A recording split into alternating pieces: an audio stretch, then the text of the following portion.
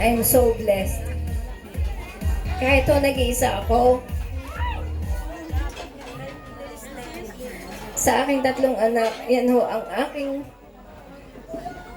tatanging kayamanan. The greatest treasure I have in my life is Aris.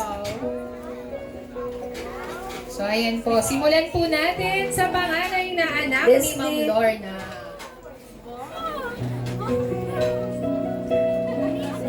Si Leslie ho ay umuwi na ng December. Umuwi pa rin ho uli ngayon for 20 days. Hindi siya bakasyon, pero siya nag-work from home. Alis na ho uli sa Saturday. At sabi sa akin ng tatlo kong anak, "You deserve that, mommy. You deserve that." Kaya minabuti ko talaga ho nandito celebrate para makasama ko din ho ang lahat ng taong nagmamahal sa akin. Kita nyo naman ho. I love you all. I love my teachers. I love my friends. I love my mga inaanak.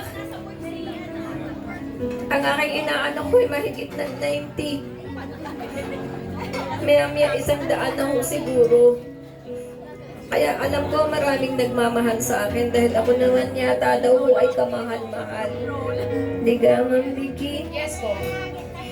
Sabi ko, ang mag-effort sa akin, ayokong kumuha ng event coordinator. Sabi ko, ang mag-effort sa akin, si Ma'am Vicky at ang lahat ng taga-BIPES. Gusto kong maramdaman din tuloy na yun ang last school na aking pinagsilbihan. Ayun din ang school na last na magbibigay sa akin ng tribute. Thank you ha. Ako hindi nyo iniwan. Sabi ko, thank you Boyet, thank you sa inyong lahat. At ang akin hong tatlong anak, wala man ho ang bunso ko at nasa Canada. Si Ariso ang panganay ko, nagtatrabaho sa Land Bank, Maine. With Julie. Si Julie, ang kanyang girlfriend. Si Leslie, wala pang boyfriend. Sabi, Mami, lagi kang nasa simbahan.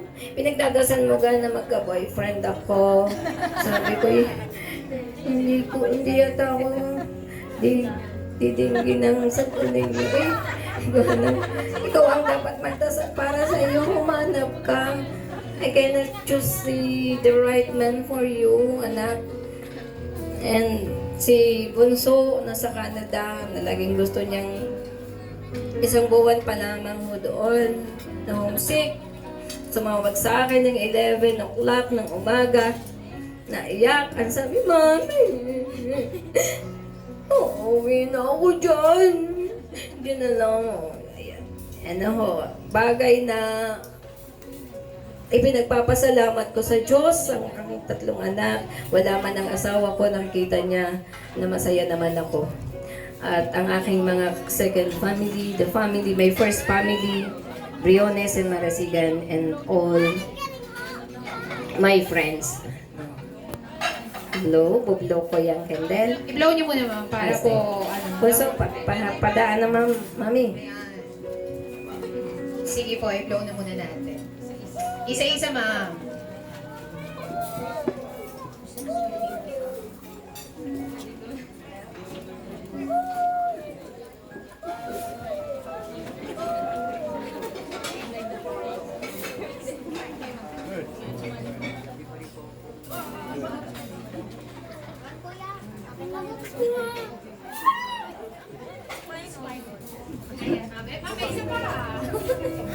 Ayan, thank you very much sa ating 10 candles. So, simulan very po much. natin ang